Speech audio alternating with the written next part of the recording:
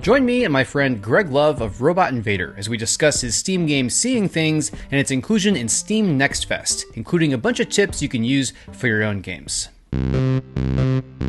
You're listening to Make the Game with Matt Hackett.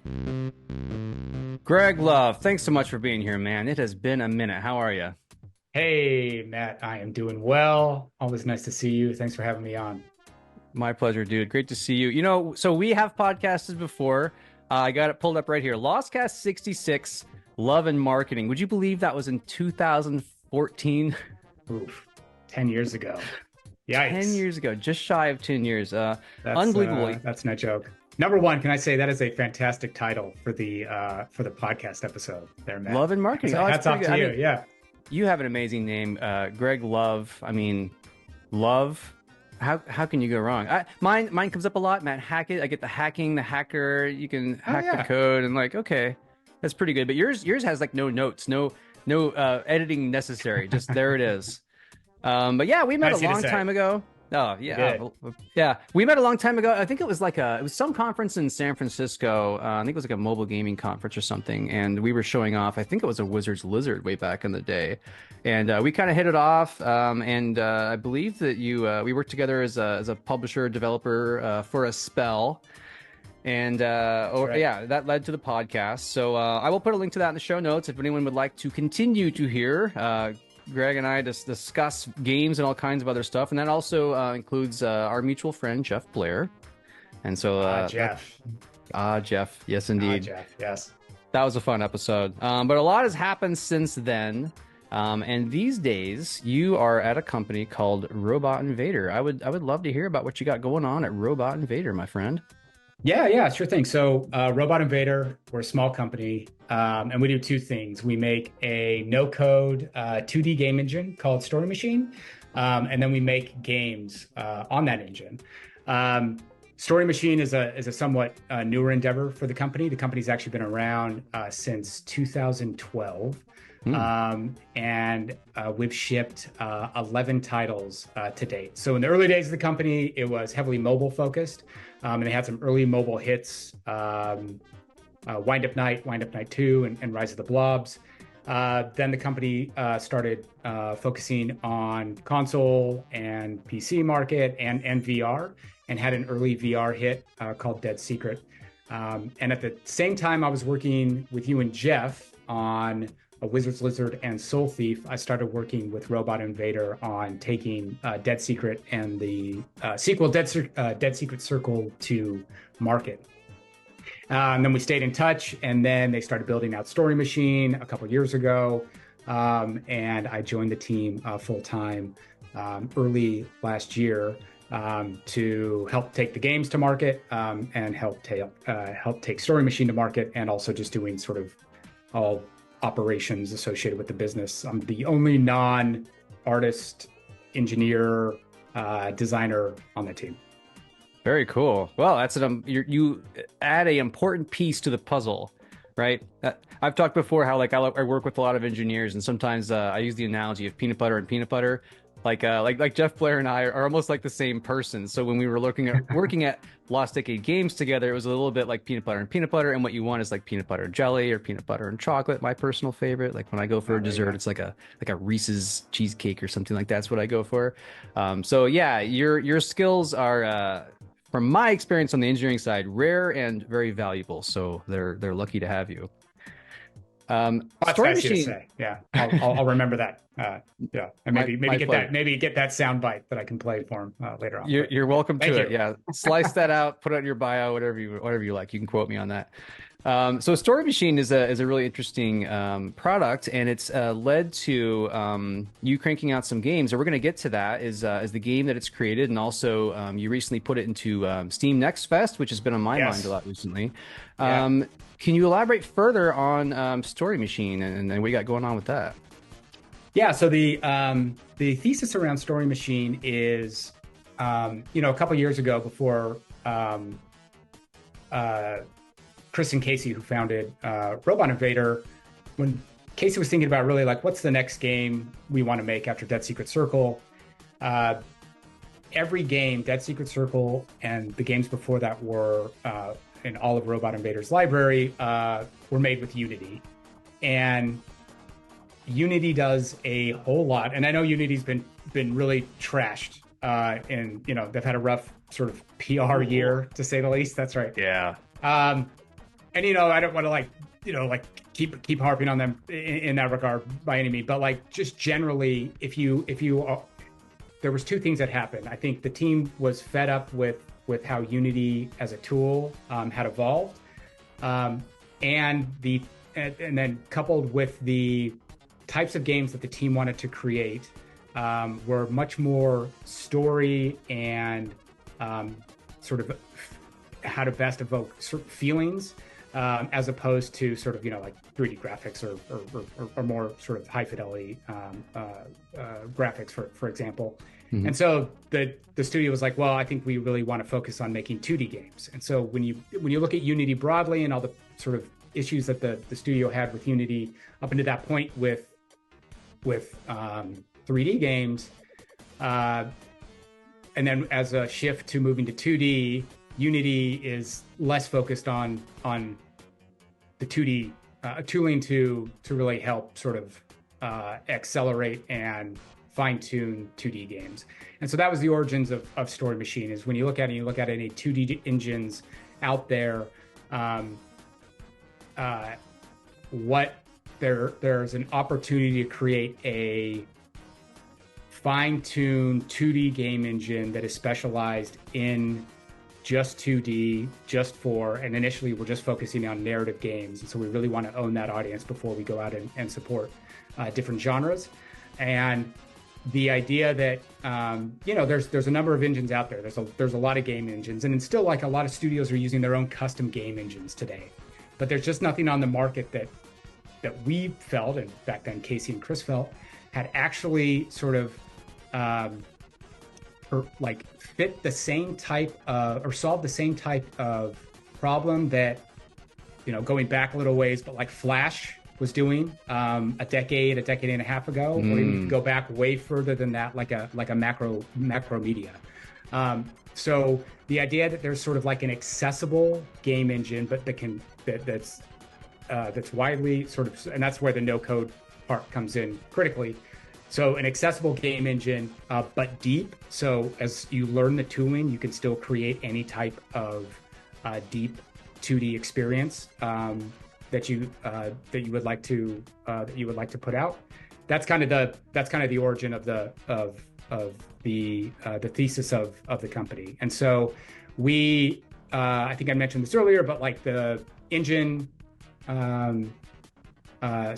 Development in the engine started in earnest about a year and a half ago, and then we just took it to private beta about 7 months ago. And so folks who are interested, and we really were targeting indie developers who have shipped a lot of games, or excuse me, not a lot of games, but have just shipped 2D games that we thought were a really good fit for where Story Machine was back then and is still currently on itch.io and Steam. And then come in and say like, okay, what are you using today? Are you using Unity? Are you using Game Maker? Are you using Godot or something like that? And here's sort of the value prop of Story Machine. Use it. It's free right now. All we're looking for is just feedback. And so that's where the product is right now. It's still in beta, private beta. We're likely to launch into a 1.0 in a few months. And we've just been able to get a whole host of helpful feedback, and it's gone right into the engineering roadmap. And I think we are marching towards that 1.0 release in the not too distant future. But that's sort of the short of it, is that like if you're looking to actually make a 2D game, the hope is that for particular genres today, like Story Machine answers that better than any other product out on the market. And then going forward, it will sort of be the default 2D game engine on the market. Love it. I'm hearing a lot of things I like. Obviously, putting games on Steam. I think it's cool that you mentioned itch, and a lot of game devs who make games on itch, like me, do tend to focus on 2D games, which is like That's my heart. You can see in the background here. All these games are 2D. These are all like Game Boy games, like some of my all-time classic favorites. I also think it's interesting that you mentioned no code because, like, I myself am I'm primarily a 2D game developer, right? But here it comes, folks. Here's my book, How to Make a Video Game All by Yourself. I mentioned it when you mentioned no code. It's one of the things I say in my book. Is I think that like the most common reason that people think they can't make games is they're like, I don't either I can't, I don't understand it, or I don't want to code, right? And so, no code has been an option for a while now. And so to see you integrate that, I think you hit nailed in the head. It's accessible, right? You can bring it to just like I see this a lot is a lot of people want to tell stories. And then they see like that I want to tell a story, but I would like to do it in the medium of games instead of like writing a short story or a comic or something. And the problem they hit is that code is like, I would like to write a story for a game. Well, read this C++ book, and it's 1,000 pages long, and they're like, right. And they think it's not an option for them. But yeah, it sounds like Story Machine could help fill that gap. You also mentioned Flash games. I still don't feel like I've seen something really kind of check that box for around the ActionScript 3 time when Adobe just like that product was unbelievably good. We didn't know how good we had it back then, did we? That's right. Keyframes and vector-based graphics, and ActionScript 3 was actually pretty accessible as far as programming goes. I know it's not for like I'm a programmer. I love programming, but it's not for everybody. But yeah, very cool. Story Machine. I think at the end of the show, we're going to talk about where everybody can follow that. Like I'm subscribed to your newsletter, so I get updates on Story Machine, and we'll tell everybody where we can do that. But correct me if I'm wrong, but you have cranked out a game or two using this tool, Story Machine, correct? And I think maybe I'm happy to if you want to talk about there's multiple projects, but the most recent one that I actually played and had a good time playing was Seeing Things. Yeah. Thank you for testing that out. That was helpful feedback to go to see somebody play the game not knowing anything about it and not knowing anything of the genre. It was very helpful. So thank you, Matt. But we've shipped one game on. So I guess just one step back. We as a studio, we will. I think I may have mentioned this, but in addition to Story Machine, we are going forward just making games using Story Machine. And so we shipped the first game with Story Machine called Beacon's Bluff on Steam, itch, and the Epic Game Store in last summer, so summer of 2023. And the goal for that game was just a proof of concept, just to say, hey, can the engine actually support a game with the type of art and the gameplay, even if it's just a smaller slice or a smaller experience that we envision, where and it's also a player does it work on these various storefronts. So as a proof of concept, and then also really helping spur the development of Story Machine to help support the various aspects of what went into the game. That was the main value for Beacon's Bluff. So we didn't have any commercial aspirations for Beacon's Bluff. So we didn't do any marketing. We didn't do any lead up. It was just, we shipped it on Steam. We were one of the, like, what is the crazy number now? Like 14,500 games that launched on Steam last year. And went into the ether, which is sort of like what we expected. We did have a number of like sort of streamers pick it up and play it, which was cool to see. But again, no commercial aspirations, and we didn't do any marketing or anything in earnest. You're doing it right. That's what I suggest to people, is to get started with just put it out there. Don't expect too much. Just like get the ball rolling. So I think you did exactly the right thing. It makes a lot of sense. Yeah, it's a bit of an interesting place for us because we are sort of relaunching our organizational muscle around putting games on Steam, because it's been so long for us. Like we put out Dead Secret in 2015 on Steam, and then Dead Secret Circle 2018 on Steam. And so we've had a gap, and there's certainly some things that are still true on how to launch and be successful on Steam, but a whole lot has changed, namely the amount of games that are available, and also sort of how Steam visibility works. And so one of the tenets of the company is, and this is one of the things that Story Machine really enables, is it allows us to crank out games that hit our quality bar at a fairly accelerated rate. And so one of the tenets of the company is we want to really get into a habit of shipping games that we feel are fun, look great, hit our quality bar, but do so in a pretty regular clip. So like, this might be aggressive, but like, 2 a year, or something like that. So we'll see how that goes. But right now we're marching towards that.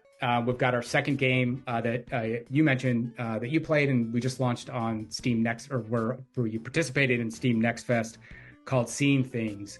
And going through that whole event was one of the other key, I think, points for us. Is we just wanted to, like, that's an important festival, it seems, on Steam. Yes. And we wanted to make sure, like, hey, going forward, we really need to sort of experience this. And just get our foot in the door and just like try to learn as much as we can, like during the event, before the event, and after the event. Good for you. Yeah, it's interesting you mentioned that gap, because so with Lost Decade Games, which you and I have some history with, as anyone can go listen to that podcast I mentioned, we launched a Wizard's Lizard in 2014, and then I launched Indie Game Sim in 2016, which 2 years is not terrible. That's okay. Like the 2 games a year that you're talking about would be great. I would love that if I could actually find a way to hit that mark. When I podcasted with Chris Zukowski on Steam Marketing Gold, he suggested 3 games a year, and I'm like, whoa, yeah. How do you do that? And I've been talking to publishers. Yeah, I mean, it's possible other people do it.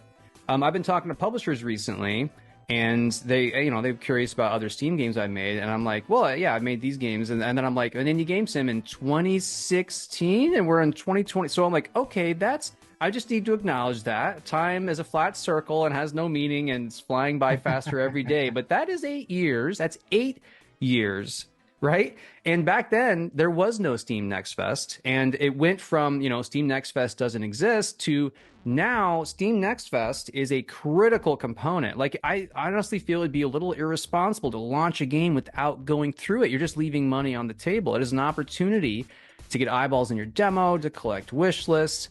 And it wasn't even a piece of the puzzle last time I launched a game on Steam, right? So I'm kind of trying to get back to where you're already at, where you're trying to fill that gap, find a steady cadence for releasing games. So I'm trying to crawl my way back there. But I played your game, Seeing Things, and you had prepared a demo for Steam Next Fest. And I'm really excited to talk about how that went for you, because my plan was to get Pixel Washer into Steam Next Fest. I didn't quite hit that mark, and I'm also, like, since talking to publishers, I think that they know the value. Like a publisher worth their salt knows how important Steam Next Fest is, and I'm sure that they'd want to be involved. And so, I'm sure indie developers, not everybody knows this, you can participate in one. And this is not true for other Steam Fests. And there's more, it feels like every year there's more Steam Fests going on. There's like a turn-based fest and a roguelike fest and a horror fest. Right. And, if you have a game that can fit, a really diverse game with a lot going on, like Undertale could be considered a dating sim in some ways. And obviously it's a role-playing game or whatever, but your game can be in all of those fests, to my knowledge, but not Next Fest. Steam Next Fest, you get one. And the advice, again, with Chris Zukowski, I first heard this advice is to, you choose the Next Fest that's closest to your game's launch. And there's even a strategy where you launch immediately to kind of get that momentum, almost like a satellite using the gravity of Jupiter to launch itself farther out into the solar system. Sorry, I've been watching lots of space videos recently, right? But you kind of want to use that momentum as that excitement. People see your game on Steam, and so to launch shortly after that makes a lot of sense. But the point being that, what you don't want is you don't want to say participate in the February like you did Next Fest, and then a year goes by and there's been 2 or 3 more Next Fests and your game still isn't launched. I'm sure it happens. Everybody pushes their release date. It's kind of natural, but that's not ideal, right? So I would love to hear how it went for you, because Seeing Things, you participated in Steam Next Fest, and I think we just this week ended that. I think it was last week ended. Was it Tuesday of this week? So how did Seeing Things in Steam Next Fest go for you? Yeah. So I think I'll answer that. I do think it's helpful to dive in a little bit to what you said about like what the ideal scenario is for Steam Fest, and there's not kind of wide agreement about this That's fair, yeah. across the industry, but I think generally you're right. Like if and also Next Fest is I think changing in some regards, like namely like how many games are launching. So like what we say here may not be true next year or whatnot, but at least like the lay of the land today, I think broadly that's right. Like you want to have your game participate in Next Fest as close to the launch of your game as possible, and you want to have it perhaps almost as this is for indie developers. If you're like a AAA developer, this may not apply because you've got a lot more marketing options. But you want to have it as one of the key marketing beats that's sort of powering up to your launch of the game. You want to have had already a decent amount of momentum on Steam, and you get that by way of like already having a demo and making that available to streamers. Press a little bit here and there, but basically Twitch and YouTube is how you want to go that. So you want to do that before you actually launch on Next Fest. So why do you want to do that? Well, the idea is that you have a bit of momentum. You've already gained some wish lists, some visibility. So by the time that you actually launch on Next Fest, you are even in a higher visibility area, and the festival is just that much more beneficial for you by way of visibility. And why is visibility important? Well, that adds to wish lists for your game. Great tips. So I mentioned all sort of like some of the perhaps ideal ways to go about this, because that's not what we did here. Hey. Yeah, that's right. So our goals were a little bit different. And I think one of the constraining factors for us is like our game, like we're able to produce our games fairly quickly. And so like our game is going to launch before the next Fest, which is I think in June of next year. Yes. And so like with Story Machine, I think we mentioned this, but like so Casey, who's our game designer, is building everything in Story Machine, and he has no engineering background, and he's able to like produce really high quality stuff very quickly. And so that's great because we're going to be able to launch Seeing Things probably in April. It may slip to May. We'll see. But that's going to happen before the next Fest. And so our main goals for Next Fest were sort of three. Number one is we wanted to finalize our demo. Like we wanted to get a demo, and we needed to get a high quality demo that showed the hooks and enough gameplay to sort of whet people's appetite for the main game. And by people, I mean mainly those folks on YouTube and Twitch streamers. The second one, I'd mentioned this before, but we just wanted to build sort of an organizational muscle around Next Fest, as it's an important event to be successful on Steam. Mm-hmm. And then the third goal was like, well, just positive impact to visibility and by way of wish list increase specifically. And so how it went. So let's hit each one. Like the demo, number one, great to get that out. Like we got it out. We got a nice playable slice of the game that you provided helpful feedback with. I played it and had a good time. Yeah. Yes. Thank you, Matt. Thank you again. And that was good. And the reason why is that number one in priority? Because for our game and like where we are at as a studio, we're solely betting on the fact that we're going to take that demo, independent of Steam Fest, to be clear, and go and solicit YouTubers and folks on Twitch to play the game, and then drive visibility to our Steam page and get that on and convert those visits to wish lists. Hopefully. Love it. And the reason why we're sort of doing that is Seeing Things tends to be a game that does well with streamers. So I haven't even mentioned what Seeing Things is, but Seeing Things is a surveillance horror game. So what that means is you command a surveillance camera across various locations, and you spot the differences of anomalies that pop up in those various locations. So if any listener or viewer has played the I'm on Observation Duty games, it's that genre that game sort of started. Would you say like There's a not. Five Nights at Freddy's fan might enjoy seeing things? Is that Yes, fair? 'Cause yeah, I haven't yeah, played yeah. those games either. Because like to be fair, I'm not a horror game fan particularly. I'm way too much of a baby. My wife has some funny stories about me trying to play my brother.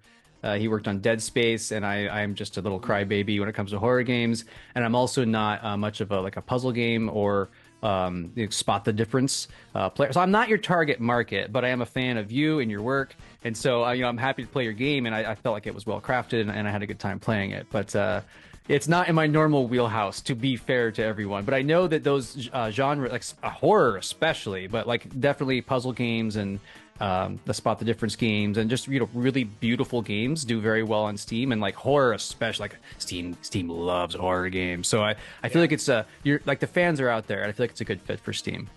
Yeah, yeah. That's our hope. I think we're fans of this genre. Five Nights at Freddy's is a little different in that it tends to focus. And I haven't played these games in some time, but it tends to focus a little bit more on sort of like jump scares and whatnot. Jump scares. This is less. This is more around sort of like a feeling of like there's horror elements like dread. Sure. It had good atmosphere. It's much more atmospheric and tied to dread. Yeah, but unsettled. Streamers, that's right, and that's the hope. Unsettled in a good way. Yes, exactly. Desire is the hope. Yeah, yeah. But streamers love these games because they tend to be really good content. Whether you're recording a video for YouTube and you're just one person making the video, or if you're like playing the game with your channel on Twitch and you're asking the channel for help.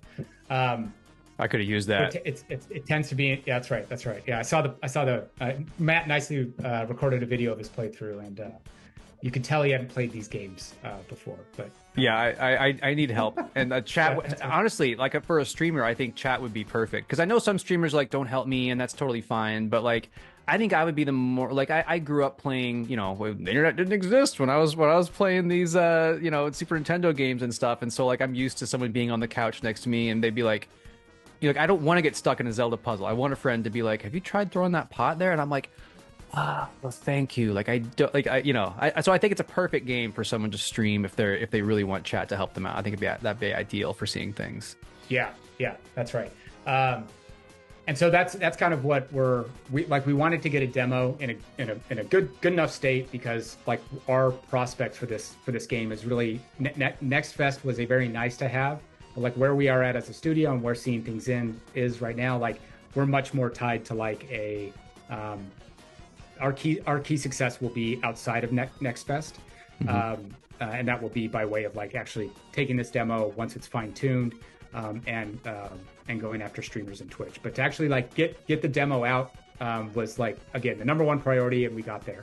And so number two was like build that organizational muscle, which I already mentioned. Part of that too is, Matt, like you need to make sure your Steam page is in a state that has the highest likelihood of converting a user to actually like downloading your demo in this case. Yeah. So we did a lot of work around like our Steam capsule, our short description, which we feel really good about. One of the things we didn't get to, which we would have liked to, is actually updating the trailer. Right now, we just have a teaser trailer that has like kind of hidden gameplay, but we want to actually have a trailer that has gameplay. And so that's actually the prerequisite right now for us to get in place before we go and solicit YouTubers and streamers. Is we want to have an updated trailer on there. But just generally, like going through this experience was like very helpful. Having never done it before. Like I think there were 1,100 or like 1,150 games or something like that participated in Next Fest. It's just like this crazy number, and it's just like it's sort of indicative of Steam generally, right? And so like we didn't do any marketing ahead of time. Like I mentioned the sort of the goals, but like going out and finding out like, oh, hey, where does your game appear? Like where does Steam sort of decide to pimp out your capsule image based on what's happening? How many demo players are we actually getting? Like what's just happening organically? was a good experience. And then lastly, as I mentioned, third goal, visibility. So number one, we got a lot more game like store impressions than we've ever had by far. It was like nice, jumped up from like nothing to like 11,000 at like 12,000 at its peak or something like that. And then wish lists, we went from nothing to having over 600 right now. So like excellent. 600, like not like, you know, we want to get to that 7,000 plus number before we launch in a few months here. And, you know, like 600, it's a good dent because we went from like nothing to 600 without, so that's all just sort of positive.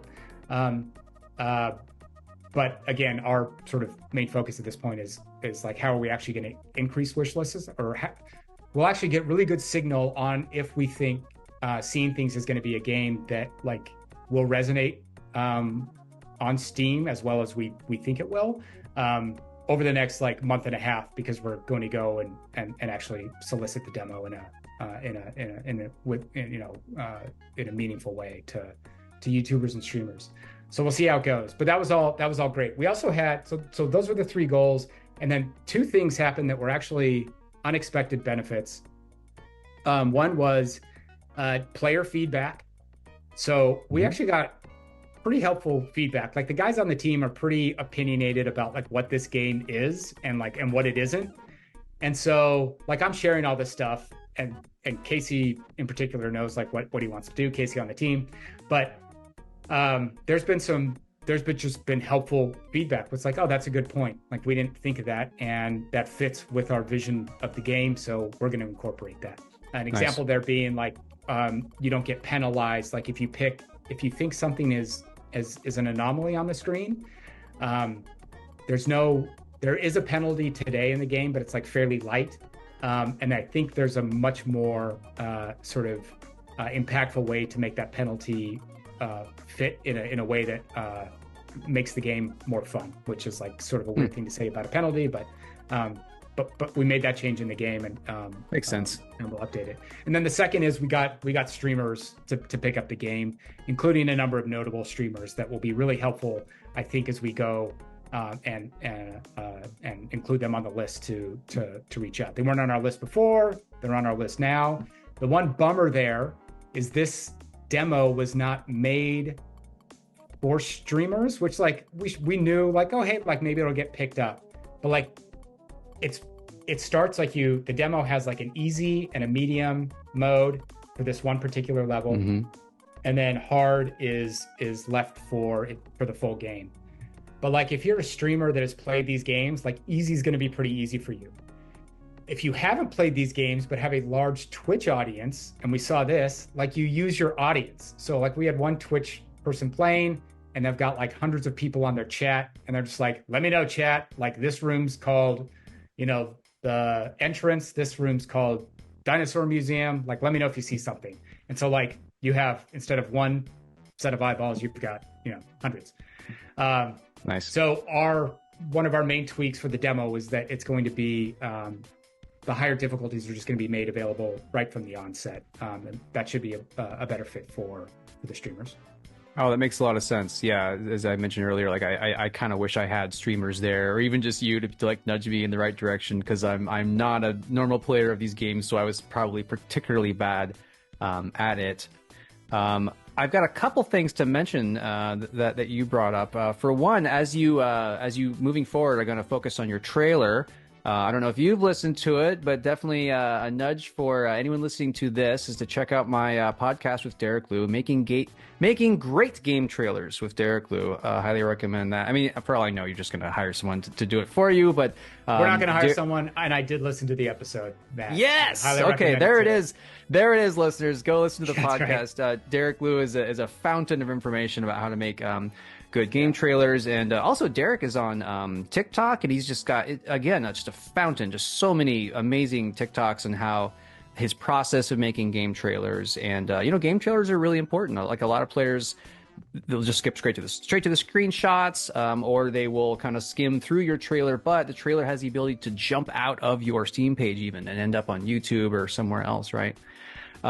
Here's a point too I wanted to bring up is what's interesting, like as you're massaging, you and I talk about optimizing our Steam pages a lot. We kind of discuss like, do you like this description, or should I change these words or whatever?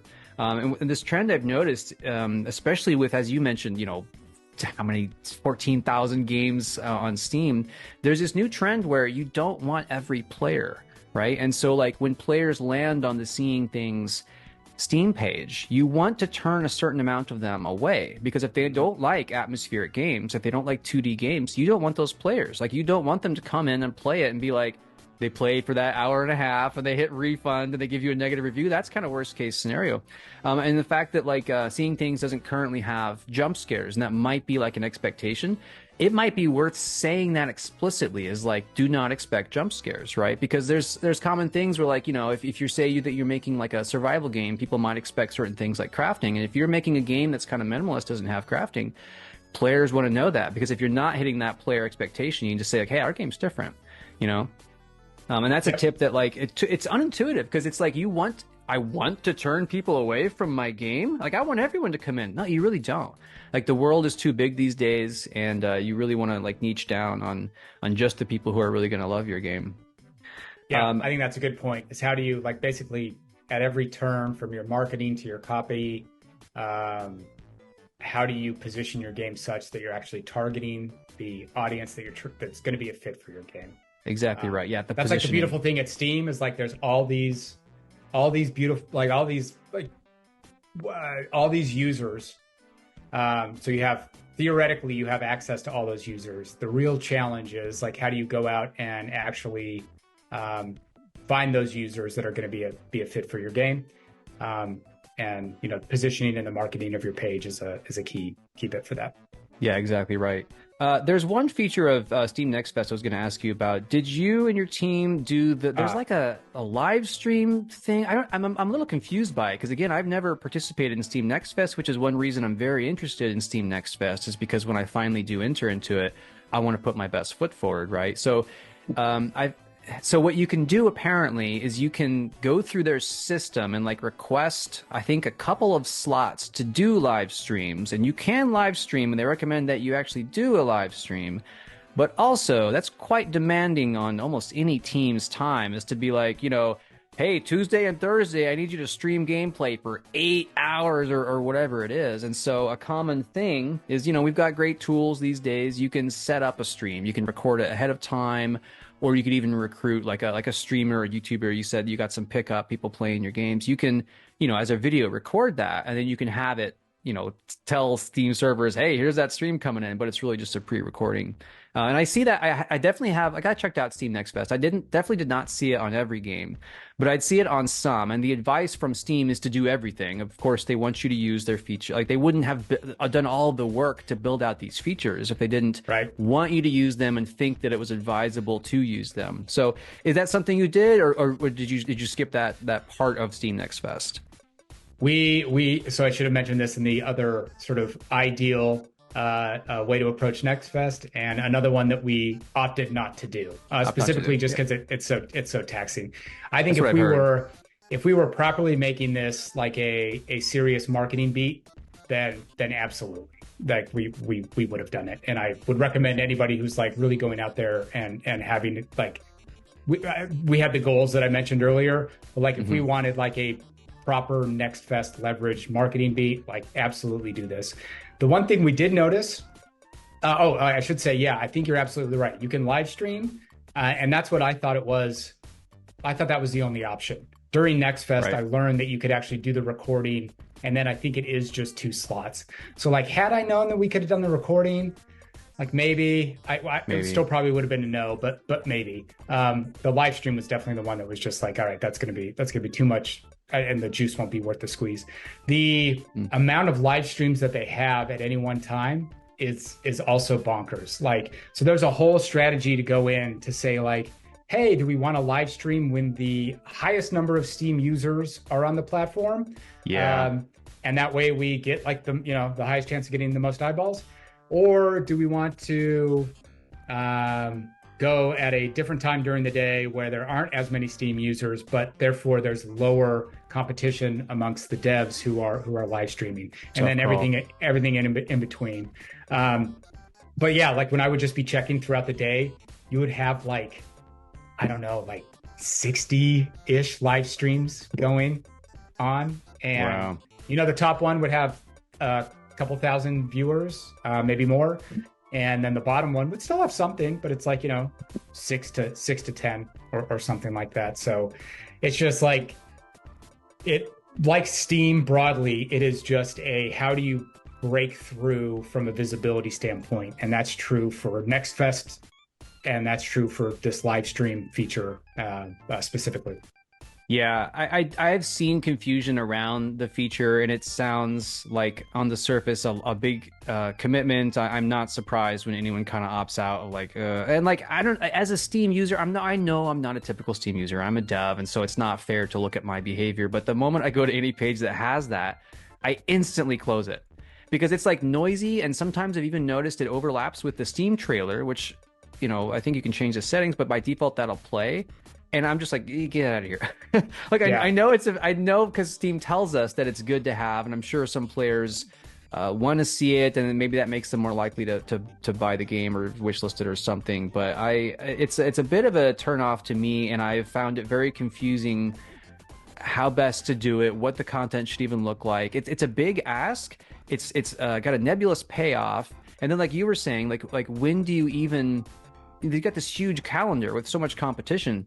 The advice that I've seen is the advice that I kind of see, which is universal, at least for tiny indies like me, which is to go at the less trafficked time. Like you don't want to compete with there's always 3 to 5 Steam Next Fest games that just win. They win Steam Next Fest. They get 80% of all players and wish lists. You don't want to stream or just compete with them, right? Because you'll be so far below the fold. If someone, Steam Next Fest is blasted on Steam's homepage. That's what's so big about it, is that whole, I don't know about the whole week, but definitely when it starts, Steam Next Fest, and you got Steam's whatever, 200,000 people per hour. I don't even know what the numbers are, but like they're clicking, right. People are going, there's a fire hose going to Steam Next Fest.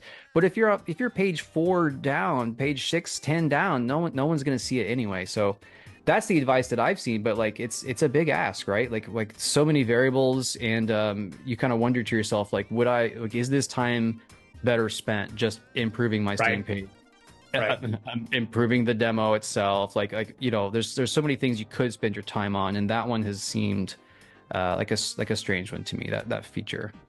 Yeah. So yeah.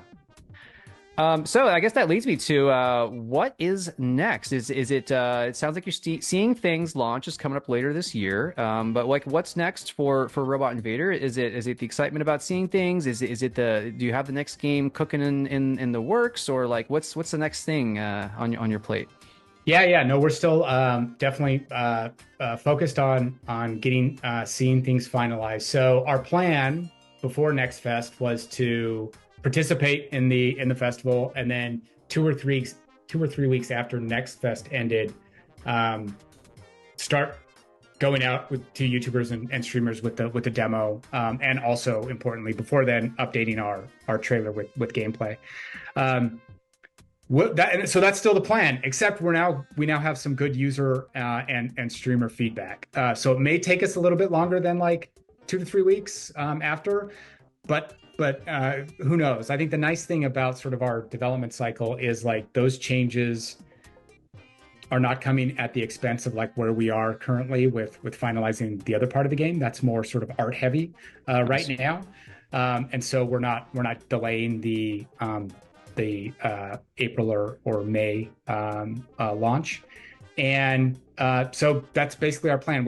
But we have a little bit more valuable feedback to go with, which has been really helpful. I will say, like, I don't think we really would have caught, like, if we didn't participate in Next Fest, I don't know if we would have caught the tweak we needed in difficulty to go after the streamers. And that would have come at a real expense, I think, because I think we probably would have gotten a few videos from the folks that who we think are a great fit for this genre, and we think are really going to dig the game, and then realize like, oh, this is too easy, or we need to unlock these various hard levels like immediately for these folks, and then had to go in and like quickly make that change and like maybe have lost opportunity with other streamers that we went out and pitched at that point. So it was, I want to like, who knows, but like right now, I think it's very valuable that we got that player and streamer feedback from Next Fest.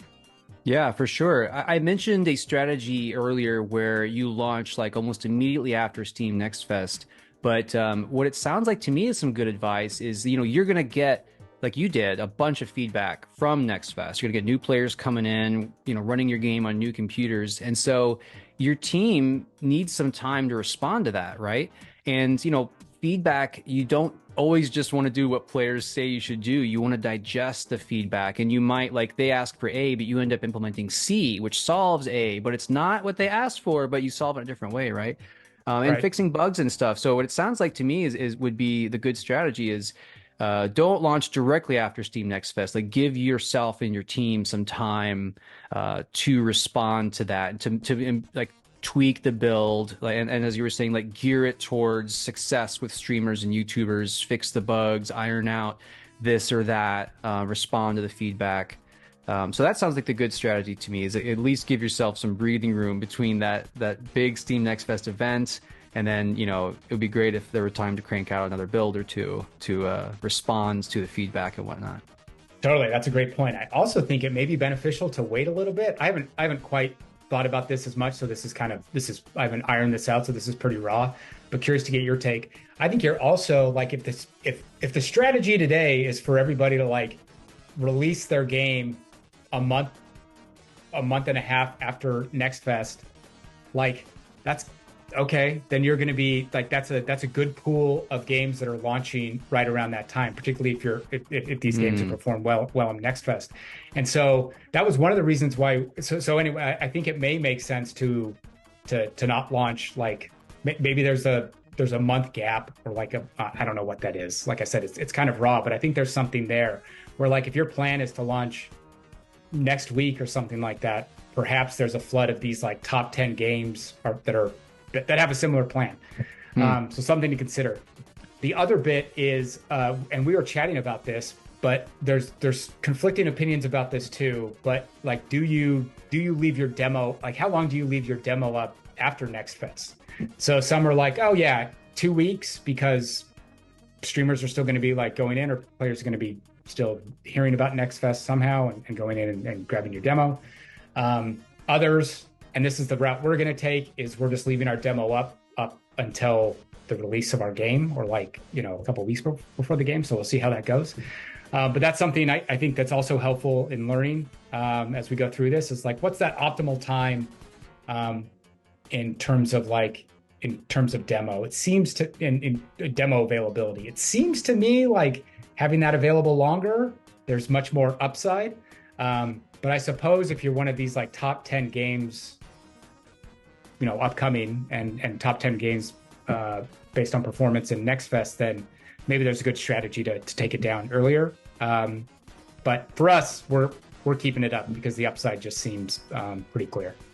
That's a great question. That comes up in the Vladria Discord quite a bit, is, when should you put your demo up? How long should you keep it up? And then especially, should you keep it up after Steam Next Fest? And I think you're totally right, is, we're living in a post, Steam is open now.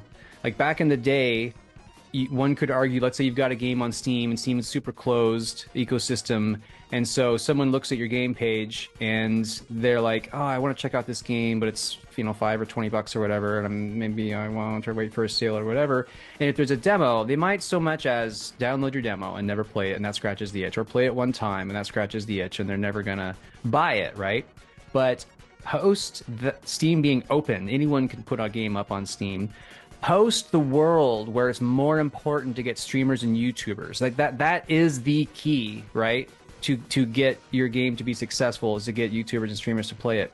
It makes the most sense to keep your demo up at all times. Is all the advice. And like, again, I don't have my experience is pretty dated at this point, but I research a lot, podcast a lot, talk to a lot of people about this.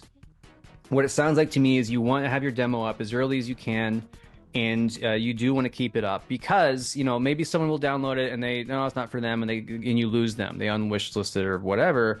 But that pales in comparison to almost like the fishing pole. You just keep it in the water. If your demo is up there, you might get a streamer randomly plays it, and that gets it to an audience of 1,000. You might get a YouTuber who plays your demo that gets it to an audience of 100,000, right? And so that's the advice that I've seen is yes, keep your demo up.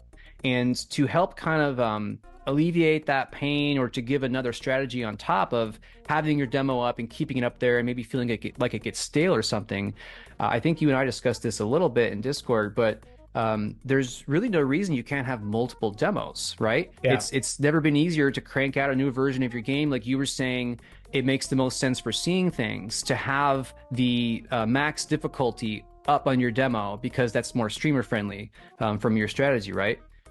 So you can have a Steam demo separate from your Steam Next Fest demo, separate from after Steam Next Fest. You could have your February 2024 demo, right? And so once I get my demo up for Pixel Washer, my strategy is I'm going to have a bunch of different demos, and I'm even going to have, so I'm going to have like Steam demo. I'm going to have, that's different. And these are all different builds. Different versions of them will be like different levels can be included, maybe even different features, right? I will have an itch like web-based demo. And then what that feels like is you can't then send like an exclusive version to streamers or YouTubers to get them interested. Like, hey, I sent this thing just to you. It's not even available online. You can't even get this on Steam. Like if your Steam demo's up, it feels like you can't do that. Yes, you can. Because you can be like, this is the YouTube exclusive demo. You could even be like, you could focus on it, I don't know, like Splattercat or somebody like the Wholesome Game. You could be like, this, I will do this with Pixel Washer. I hope my listeners remember and call me out on this if I don't do it. Here's the Wholesome Games Pixel Washer demo or build. Here is the Cozy Games Pixel Washer demo, right? And it's easy for me to do that. Change what the levels are. I can easily add some text that says what the demo is underneath there. So yeah, I mean, again, I'm not an expert, and maybe someone who's been on Steam for years and has made millions of dollars could tell me all the reasons that I'm wrong or something. But just based on everything that I see and my content pipeline workflow and all this stuff, it makes the most sense to me. Get your demo up as early as possible. Mine's been up on itch for ages. I've been collecting player feedback. I've been collecting praise for the game that I put in my pitch decks. There's all kinds of benefits I've had from putting my web demo up on itch early. And it's really just on me. Like I've been meaning, it's been on my list. You know how it is. I've been meaning to get my demo up for Pixel Washer on Steam. And if I could snap my fingers and it was done, I would have it done today. And I think those would even be two different builds. Here's my web itch demo and here's my Steam demo. And if I was entering into Steam Next Fest, I'd be like, here's my Steam Next Fest demo. And after that, I would take that down but keep the demo up. And now it's the, August 2028 demo. However far in the future that is. So that's kind of my long-winded thing is like, I wouldn't be precious with demos. I would keep them up, hope to get streamers, hope to get YouTubers. And there's really no reason that you can't whip up new demos. That's my long-winded thought on no. subject. A couple questions or a couple points there. Did you end up putting it on itch first versus Steam for any reason other than it's just much easier to get it out on itch? Absolutely no reason. So my game is written in JavaScript and it is a web game. And so I can just go boop. And Jeff Blair, who we mentioned that we podcasted with, he showed me how to set up GitHub Actions so that I can literally just push to GitHub, and then the GitHub Actions kick in and it automatically blasts that build to itch. And so it is, I did the thumb. I don't know if this is going to show up in the video or not, but Apple did that weird thumb, or maybe it was Zoom. Anyway, showed the thumbs up on the screen. But that's the reason. And down the road, like it's hard to make estimates. I think it would honestly take me a week or two to get that build pipeline, everything working, to have those builds sent to Steam and get it on, I don't know, like hopefully Steam Deck but definitely Windows and all that. But it really was just the ease for me. I was like, I can blast this demo up on itch in 2 seconds, whereas to get it on Steam will take some doing for me. Once it's done, it's done. But that's the only reason I held back on that. So if you've got, if you have a pipeline, I do suggest you get your Steam for anybody. I suggest you get your Steam demo up ASAP, and there's no reason you can't update it or change the name or whatever. And to further that point, for for the third game built on Story Machine, so Beacon's Bluff was number one, Seeing Things number two, and then for our third game, that is, it's incredibly early. So who knows? But like one of our tenets of that is like we're going to be getting a demo out very soon. Like that's like we for Seeing Things, we had the store page out. But like I mentioned, we didn't get the demo. We had the store page out early. I think we launched the store page in maybe November or October. But we just didn't get the demo out till right before Next Fest. And so we're really going to be circling around the idea of like the value of the demo as soon as possible for game number 3. Nice. And then to your other point about like different versions of demos, yep, like we'll be able to hopefully provide you some feedback here in the not too distant future, because the demo that we're taking to streamers is going to be different than the demo that's available on Steam. And it will be like a streamer version, or hopefully we can create a better name than that, but it'll be something like that, like Seeing Things streamer. Yeah. Yeah. Terrifying edition, That's right. That's great. So I suggest to all of our listeners and watchers, please do go wishlist Seeing Things and Beacon's Bluff if they sound interesting to you. You can also follow Robot Invader on Steam. And Greg, for you, is there anywhere else or where else should our listeners follow you and your work if they would like to do so? Yeah. So if you go to either robotinvader.com or trystorymachine.com, you can sign up for our newsletter there. We're also on Twitter /X at Robot Invader, at Story Machine Dev. So please check those out too. And happy to answer any additional questions, whether it's like broad stuff about sort of how we're approaching Steam or anything specific with Seeing Things and Next Fest. I will say to anybody, like Beacon's Bluff, proof of concept game, if it looks interesting, just hit me up either on email or social. I'm happy to send you a Steam key to get that out, because it's a fun little game, but it is definitely a little game where Seeing Things is much more sort of a proper game that we have at least some commercial aspirations towards. Nice. And no joke, everybody, reach out to Greg if you are curious about any of this stuff or just want to know about games marketing. There couldn't be a nicer person to talk to in the world. It's always such a pleasure talking to you, dude. Thanks so much for being here today. I really appreciate it. Hey, you too, Matt. And thank you for all the help and advice on stuff from copy to playing the demo leading up to Next Fest. Appreciate it, sir. Anytime, my man. Anytime.